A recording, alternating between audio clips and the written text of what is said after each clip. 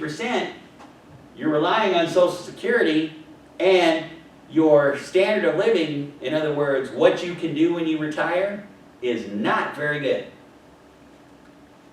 Right? Oh, see, I did that already up here. So, profit means that we have a business so that there are goods and services for us to buy. There are job opportunities.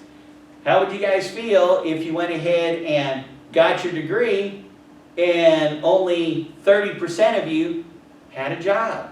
Why? Because there's no businesses out there to provide 100%.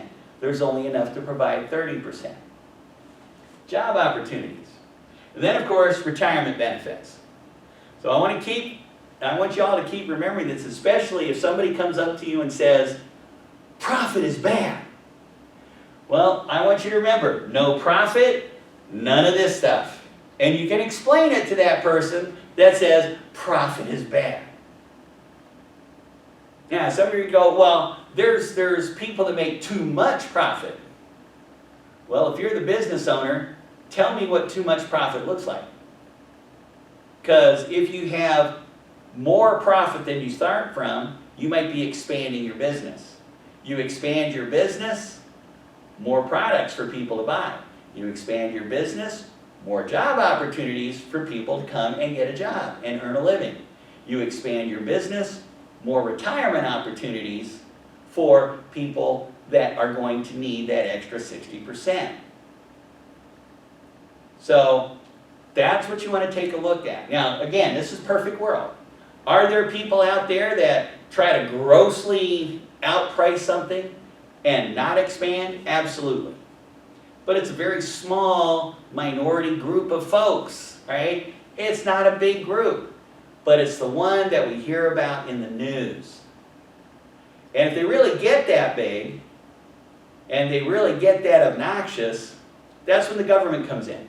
Here in Florida, way back in 2000, when Hurricane Andrew came through, right? Now that's, 21 years ago.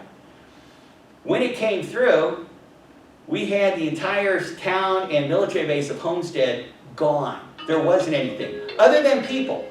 So we had people there. So with people, what ended up happening is we went ahead and took a look at how are they going to live. Because they're still there in Homestead. And trucks and everything else brought stuff down to them. And what happened is let's just take an example of a water truck. They'd come down there, they'd be selling a gallon of water for 20 bucks a gallon. All right? That was not good for the standard of living for the people in Homestead. Now that one person, yeah, 20 bucks a gallon, I got a whole semi-trailer full of water. I like it. But for everybody else, they bought the water, but now they couldn't go ahead and afford other things. So that's where the state came in, right? And the state of Florida went in and said, you know what, that's called price gouging, and we're going to set up some rules for this price gouging stuff. And that's because one of the roles of government, the goal, is to raise the standard of living for everybody. And we'll get more into that a little bit later. But it doesn't work when you're taking 20 bucks for a gallon of water.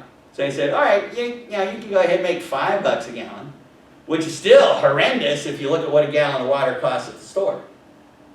But you got to remember, these entrepreneurs, they had to pay out a whole bunch of money to get that water down there. First off, they got to get a truck. And if you don't drive a semi, you got to get a driver at short notice.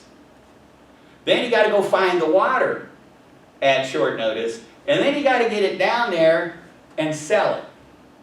Right? So where a $5 gallon of water might seem really, really expensive to us right here, right now, because of what we see in Walmart, that's because there's regular deliveries of water going in and out. At Homestead, there wasn't regular deliveries. So the cost of getting that water down there was higher than normal. So the revenue, or what it would cost when you got the price of it when it got down to Homestead, would be higher than normal. So the government does get involved, but only to a point where it's really affecting the standard of living of all of the citizens. All right, so we focus on these two things, and this is in the middle of your sheet. We're going to be going back to this the entire class. So this sheet right here, make sure that you keep it. This is your first handout sheet. Put the 3 holes in it, put it in that binder. Do not lose it. And I guarantee if you don't have a binder, you're going to lose it. All right. Now, the last part is we do live in a complicated world. There are 2 types of economic studies. One is called macroeconomics. And that is we talk about the all of something. And in our case, we're going to be talking about the United States. So we're going to be talking about the entire United States. Microeconomics, that's where we talk about parts of the economy throughout the United States. So those are the 2 key things here, is we're looking at those, okay? So, with that, that's all for this section. Now, one of the things I want you to keep in mind is that this worksheet that you have, this is something you're going to be turning in along with a sheet that tells you about, you're going to be giving me an idea how this video worked for you. So, make sure that you have them all there. For this particular one, I've left it in the video. This shows you what it should look like. The rest of the videos won't have that there.